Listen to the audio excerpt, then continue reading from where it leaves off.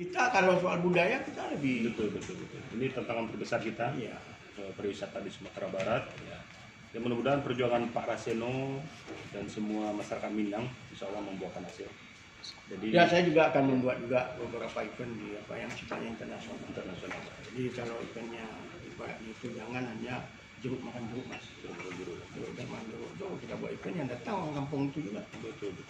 Gimana mau Jadi salah satu market kita Malaysia Singapura ya. ya dua itu aja Itu fokus. aja fokusnya. Fokus dua itu.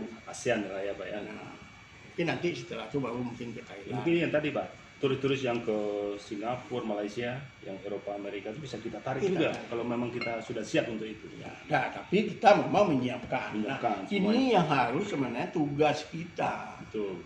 Tidak hanya ya maksud saya itu yang kita buat itu Bukit Tinggi. Yang kita buat itu memang Bukit Tinggi itu kan udah mulai bagus tuh masnya.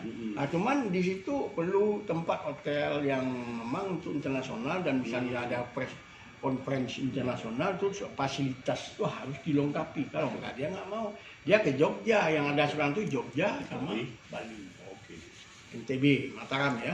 Itu fasilitas untuk misalnya konferensi internasional itu dia sudah punya Siap ya. termasuk untuk penerjemahnya sudah pakai alat-alat. Nah itu sebenarnya itu kan buat di fokus kita yang untuk MAS itu di Bukit Tinggi, dikeroyok bersama-sama.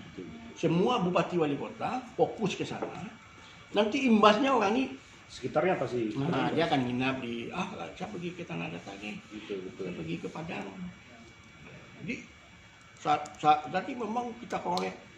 Jadi yang paling penting adalah sadar wisata, baik pejabatnya, pengusahanya, masyarakatnya, dan kita perantau juga. Ada kesadaran wisata bahwa pariwisata itu merupakan sebuah industri yang insya Allah akan mensejahterakan masyarakat. Insya Allah. Baiklah Pak Raseno, terima kasih.